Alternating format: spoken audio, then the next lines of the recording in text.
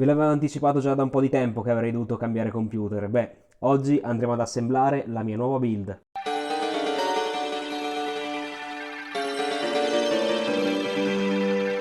Ciao ragazzi, ciao a tutti e bentornati qui sul canale del vostro Intendaro Pazzo. E oggi siamo qui finalmente con l'upgrade, insomma l'assemblaggio sostanzialmente della mia nuova build, il mio nuovo computer che utilizzerò tutti i giorni.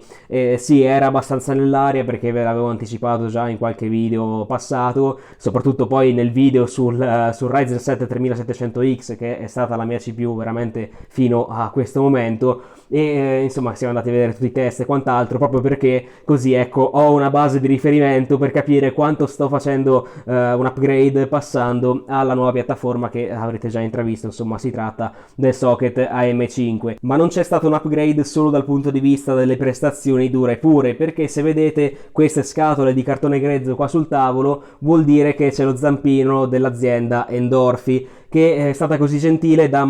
inviarmi questi tre componenti, case, dissipatore e alimentatore, proprio per questo video. Infatti li ringrazio infinitamente e ovviamente poi dopo aver assemblato andremo ovviamente a fare anche qualche test, vedere come va il dissipatore, che è il Navis F360, e insomma anche l'alimentatore, come siamo in termini di efficienza. Ma vi dico subito insomma che qua si tratta di componenti veramente quasi top di gamma, quindi diciamo non ci dovrebbero essere amare sorprese da nessun punto di vista. Prima di continuare col video vi invito come sempre a iscrivervi qua sotto al canale, attivando anche la campanella per ricevere tutte le notifiche, così da non perdervi nessun video che uscirà sempre qui sul canale. Detto questo, vi invito anche a iscrivervi ai miei due canali Telegram di offerte, uno per quanto riguarda hardware e videogiochi nuovi e l'altro invece per quanto riguarda l'usato. In entrambi i casi si tratta di offerte di Amazon, quindi insomma state tranquilli per quanto riguarda la garanzia e l'assistenza, e mi raccomando, ecco, se vi iscrivete fate un favore a voi e al vostro portafoglio, perché passano sempre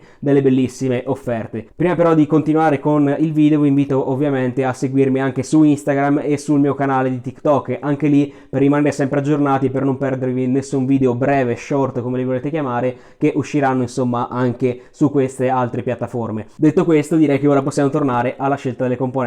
E partendo con la componente principale, ovvero il processore, arriviamo subito al sodo. Ho scelto un Ryzen 7 7700, quindi su socket AM5. È un processore AMD basato su architettura Zen 4 da 8 core e 16 thread, con frequenza in boost di 5,3 GHz e comunque un TDP contenuto di 65 watt, col fatto poi di, volendo, poter andare a fare overclock. È una CPU che l'ho trovata molto interessante per il fatto, e qui magari lo andremo a vedere poi meglio anche nel suo video dedicato, il fatto che ecco, l'ho pagata veramente una cifra ridicola, nel senso l'ho trovata su AliExpress durante un periodo di offerte a 180 euro in sostanza, che di solito è il prezzo, ecco, di un Ryzen 5 7600-7500F, e quindi ecco, per questa cifra di 185 euro circa mi sono portato a casa, ecco, un processore che di solito di norma costa intorno ai 310 euro magari da Amazon. In questo caso però vi dico subito, se lo andate ad acquistare da lì non riceverete, ecco, il dissipatore stock né tantomeno la scatola, e anche ovviamente poi far valere la garanzia è un pochino più complicato. Però devo dire, mi è andata bene, mi è arrivato e insomma sono contento effettivamente di averlo preso, e perché poi diciamo è un upgrade proprio di 2 generazioni sostanzialmente rispetto al 3700X che avevo insomma nel mio vecchio tra virgolette computer, e insomma si promette, ecco, molto bene anche dal punto di vista delle prestazioni, non solo in gaming ma anche diciamo dal punto di vista della produttività, perché ecco 8 core 16 thread insomma si difendono ancora molto bene, soprattutto poi con queste nuove architetture e con frequenze di clock effettivamente anche abbastanza alte. Passando alle RAM, abbiamo 32 GB di RAM DDR5, in questo caso della G-Skill, e sono le Trident Z5 con frequenza di 6400 MHz e CAS latency di 32, quindi diciamo sono ottime RAM per una piattaforma come la M5. Diciamo di solito si consiglia l'utilizzo di RAM 6000 MHz CL30, però questa ecco me l'ha venduta il mio amico Lorenzo, che lui invece ha upgradato a 64 GB di DR5 e insomma me l'ha fatta a un prezzo davvero molto di favore, non potevo rifiutare ovviamente insomma un'offerta così, e quindi ho scelto queste RAM che vi dico subito comunque sono compatibili con il socket M5 e volendo in realtà andandole un po' a twiccare si può raggiungere ecco anche questa frequenza dei 6000 MHz CL30. Passando ora alla scelta della scheda madre, vi dico subito non è stato semplice perché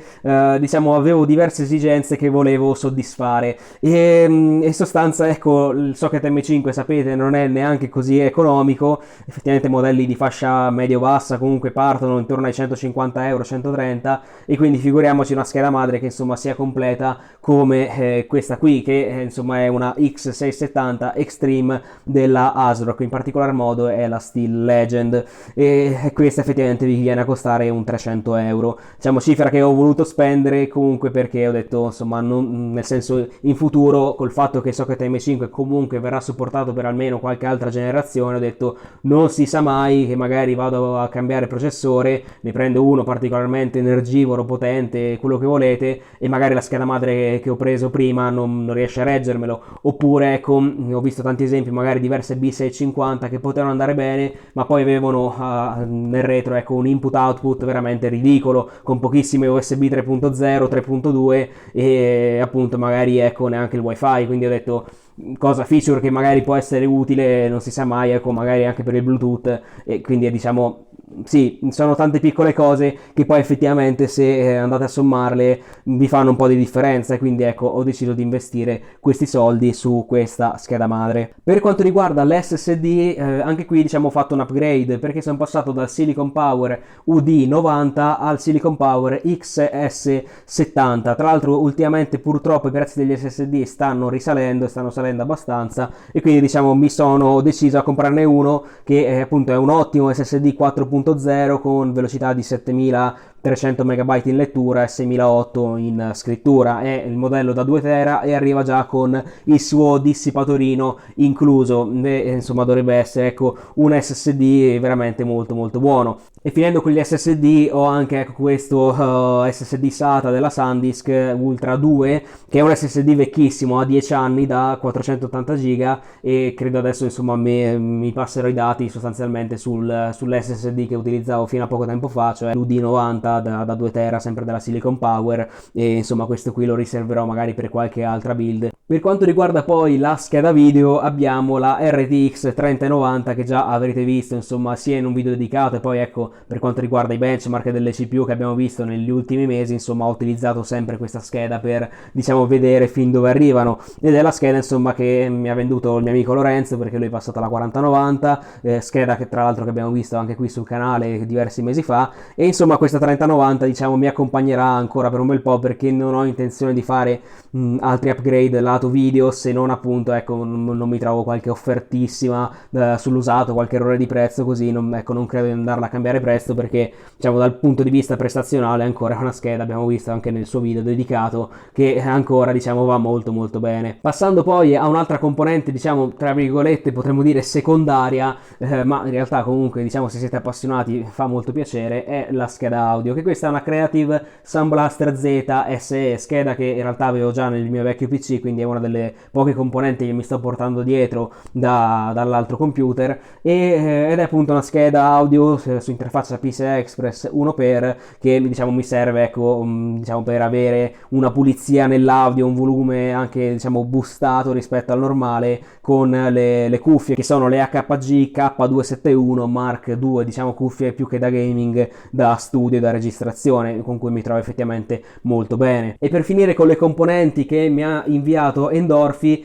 direi di partire col dissipatore a liquido che è il Navis F360 ARGB, dissipatore da 360 mm come radiatore, con ovviamente 3 ventole da 120 mm sempre diciamo di produzione Endorphy, dissipatore che come prezzo MSRP ha un prezzo di 130 euro, che magari ecco in offerta poi dai vari store come Amazon e Tripodo ecco lo potete trovare magari un pochino meno quando va in sconto. Diciamo è un dissipatore dissipatore che ha tutte le carte in regola per essere davvero diciamo un ottimo dissipatore nella sua fascia di prezzo, e lo andremo a vedere poi dopo l'assemblaggio come effettivamente si comporta con una CPU simile, magari anche tirata in overclock. Passando poi al case, abbiamo il modello praticamente top di gamma di Endorphy, che è la RX 700 ARGB. Anche questo è un case con poi 4 ventole RGB, davvero case secondo me molto interessante per il fatto che offre tantissimo spazio all'interno per le componenti, quindi anche fare l'assemblaggio non sarà complicato, e insomma offre spazio per radiatori fino a 360 mm sia sul top che sul front, quindi davvero mi sembra già un ottimo modello sulla carta, ma ovviamente poi lo andremo a vedere all'opera, e anche dal punto di vista estetico secondo me non sfigurerà per nulla nella mia build. E per finire, come alimentatore abbiamo sempre un modello Endorphy, in questo caso è il Supremo FM5 Gold da ben 1000 watt. È un alimentatore completamente modulare, effettivamente anche molto ristretto nelle dimensioni, quindi figuriamoci in questo case entrerà senza problemi. E l'altra cosa poi che è un ottimo alimentatore dal punto di vista anche della piattaforma, perché all'interno implementa condensatori al 100% giapponesi. Ho visto poi, andando a sbirciare all'interno, sono dei Nichicon, quindi almeno al primario, quindi davvero abbiamo un'ottima dotazione dal punto di vista elettronico. E effettivamente sì, 1000 watt per questa build sono anche troppi, tra virgolette, per il fatto che ecco sì, la 3090 consuma parecchio, ma poi con l'Undervolt, che effettivamente vado a utilizzare perché sennò veramente sono troppi watt, vado a consumare meno. Detto questo, direi che ho parlato anche abbastanza, e ora direi che possiamo concentrarci sull'assemblaggio e poi andiamo a vedere i vari test, insomma le conclusioni di questo video.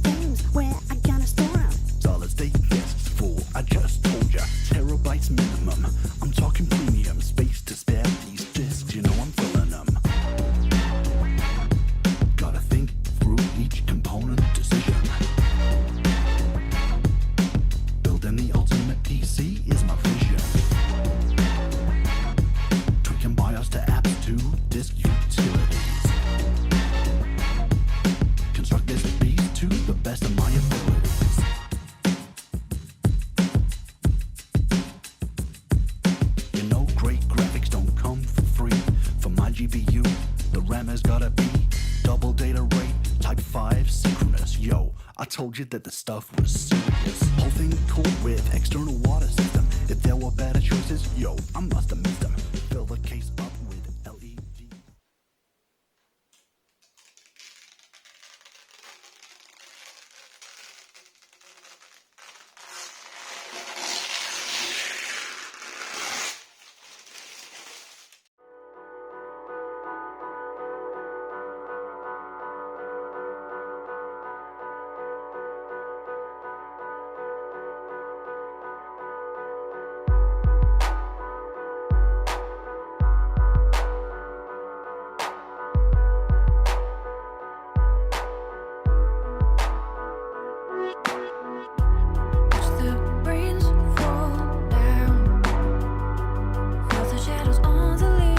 Ed eccoci qui ragazzi col risultato finito, e devo dire, essere sincero, che sono rimasto veramente molto contento per il fatto che questo computer, che sarà il mio PC principale per i prossimi anni, diciamo, e al massimo potrò andare a cambiare processore o scheda video, proprio trovo un'occasione, ma ecco, per quanto riguarda l'estetica, la dissipazione, l'alimentazione, non credo che andrà a fare cambiamenti, perché davvero quello che Endorphi mi ha proposto e vi sto proponendo in questo video è qualcosa di eccezionale, per il fatto che veramente questo case, se con le ventole che ha di base, che sono queste Stratus da 140 mm preinstallate RGB, a parte che sono fantastiche secondo me, sono veramente silenziosissime se impostate ovviamente tramite BIOS con una velocità diciamo contenuta appunto in un preset silenzioso, spostano lo stesso una grande quantità d'aria ma rimangono veramente inudibili in sostanza, cioè probabilmente soltanto pochissime altre ventole ecco riusciranno a magari superare anche queste prestazioni, ma se ci pensiamo che vengono preinstallate in un case del genere, devo dire, ventole di così alta qualità, secondo me ecco questo è già un bel bonus che giustifica e anzi esalta ancora di più ecco il valore di questo case. Per non parlare poi della facilità dell'assemblaggio e la gestione dei cavi che ha questo case, che secondo me ecco, è un aspetto sicuramente molto importante quando si va diciamo a recensire o comunque a parlare di un case, perché ecco questo modello veramente mi sono stupito quando ho aperto la paratia posteriore e già di base tutti i cavi delle ventole insomma, quindi queste 4 ventole preinstallate di cui vi ho parlato prima sono già state calabrate insieme a 2 hub diciamo per le ventole, uno per quanto riguarda la gestione degli RGB e l'altro per la gestione dell'alimentazione ecco delle ventole, e il tutto poi anche cavi del front panel e insomma quant'altro viene ecco fascettato di base con delle fascette in velcro e quindi potete aprire e chiudere per gestire al meglio il cable management. E tra le altre chicche che mi sono veramente piaciute di questo case ARX 700 c'è sicuramente il copriviti posteriori per quanto riguarda le staffe delle espansioni PCI Express, che di solito o non c'è proprio nei case o quando c'è magari è avvitato e quindi è più una scocciatura dover togliere quella vitina in più per poi togliere il copriviti e poi andare insomma a lavorare nel computer. In questo caso ripeto è magnetico ed è veramente una gran figata. E l'altra cosa poi è anche l'alimentatore che ha la sua staffa diciamo per poter essere poi estratto come fosse su delle rotaie, diciamo viene tirato via ecco per lavorare molto più semplicemente, magari per dover aggiungere qualche cavo insomma non dobbiamo ecco stare a aprire completamente la paratia posteriore, insomma se vogliamo fare qualche operazione di questo tipo insomma ci basta veramente magari togliere il cavo e tirarlo via se dobbiamo toglierne uno, e comunque ecco è una cosa che fa sicuramente piacere e anche più semplice ecco l'inserimento all'interno del case.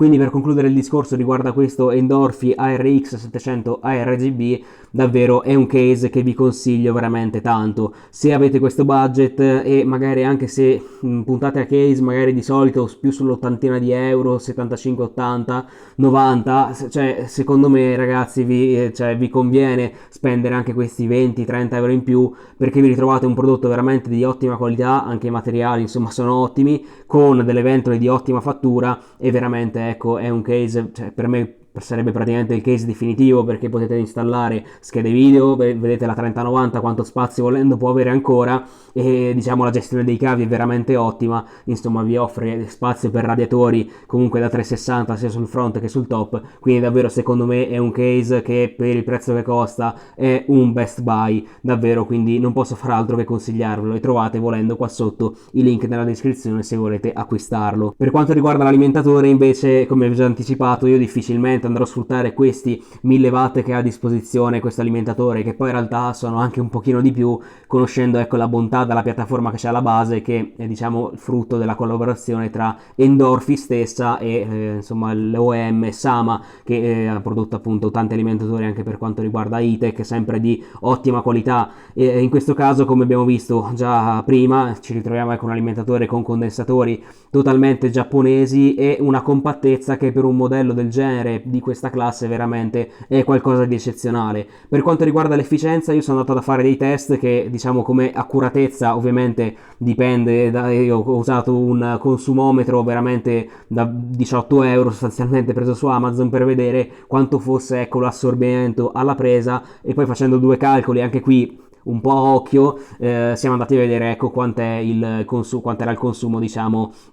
segnalato ecco dai vari software, e l'efficienza più o meno a 500 watt circa così era del 90%, 89%, che più o meno è in linea ecco con lo standard 80 Plus Gold. Poi ovviamente dipende quanto andate a richiedere da questo alimentatore. Tra l'altro ecco, per i test stavo usando la scheda video senza neanche l'Undervolt, quindi con 410 watt, ripeto, solo di scheda, che appunto di solito non tengo in questo modo. Però ripeto, questo è un alimentatore anche qui che veramente vi offre praticamente tutto. L'unica cosa che diciamo può essere uno svantaggio è il fatto che non ha diciamo il connettore ATX 3.0, che quindi diciamo se magari sapete già che state puntando a una scheda come per esempio la 4090 e non volete avere in mezzo l'adattatore diciamo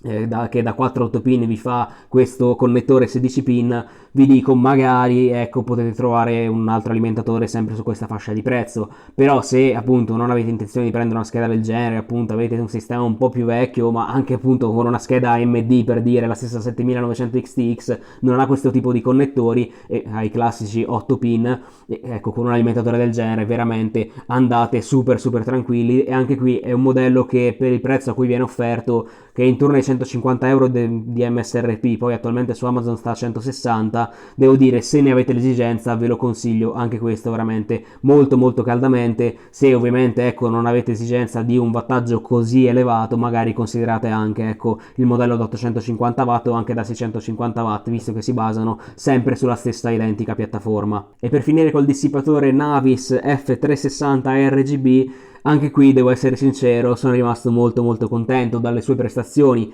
per il fatto che anche qui andandola a impostare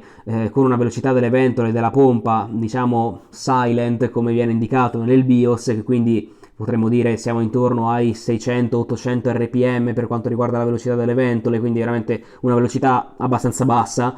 abbiamo comunque prestazioni ottime e una silenziosità che è qualcosa di pauroso. Io ho utilizzato un fonometro comunque economico, ma mi segnalava, come starete vedendo, anche intorno ai 34-35 decibel, che è sostanzialmente il rumore di fondo. Se uno sta zitto in una stanza più o meno è la stessa cosa, quindi eravamo a una distanza di 20 cm, quindi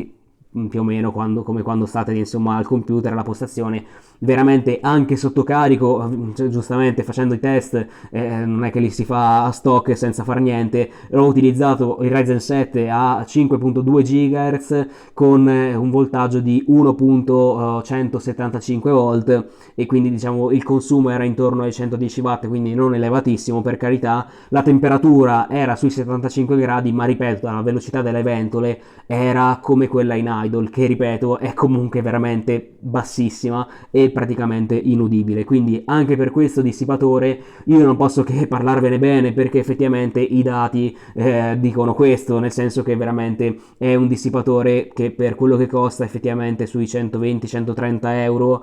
anche qui magari sì può avere un po' di concorrenza da altri brand come per esempio Arctic o Deepcool, però effettivamente diciamo anche questo si difende molto bene, perché appunto le prestazioni abbiamo visto sono ottime, soprattutto dal punto di vista della rumorosità. Se poi andiamo ad aumentare la velocità delle ventole, ovviamente ci possiamo aspettare temperature un pochino più basse. Io però personalmente preferisco a questo punto, visto che comunque le temperature sono ottime, tenere la rumorosità al minimo possibile, che veramente è qualcosa di eccezionale. Anche quando date un carico pesantissimo al processore, veramente sentire la quiete totale. Quindi davvero anche il dissipatore approvato. Per quanto riguarda la CPU l'andremo ovviamente a vedere in un video dedicato, perché portare tutti i test anche in questo video mi sembrava veramente troppo, vi veniva troppo lungo, e quindi ecco aspettatevi fra una settimana o due ecco un video proprio in cui andiamo a spolpare questo Ryzen 7 7700 nelle prestazioni, nei giochi, in produttività, ovviamente testandolo con questo computer e il dissipatore in particolar modo, che abbiamo già visto ecco ce lo tiene veramente a una temperatura ottima. Invece per la scheda video non posso far altro che rinviarvi al video di qualche settimana fa, dove dove siamo andati a vedere le prestazioni di questa 3090 a stock e in undervolt, insomma nei vari applicativi anche qui di produttività e nei giochi. E detto questo, siamo arrivati alle conclusioni di questo video. Io come sempre spero che vi sia piaciuto, se così mi raccomando fatemelo sapere qua sotto con un bel mi piace e con un commentino su cosa ne pensate di queste componenti Endorphi, che vi ripeto trovate i link qua sotto in descrizione sia del sito che delle varie pagine dei prodotti, che vi ripeto sono qualcosa secondo me di molto interessante. E quindi ora non mi rimane altro che consigliarvi due video che se non avete visto vi invito a guardare. Il primo è quello che riguarda la RTX 3090 che sarà adesso montata qui sul mio PC, e il secondo invece è quello su Ryzen 7 3700X, appunto la mia vecchia CPU che ormai insomma ho cambiato con questo nuovo Ryzen 7 7700. E niente, io come sempre vi ringrazio per aver visto questo video e noi come sempre ci becchiamo alla prossima. Ciao a tutti ragazzi.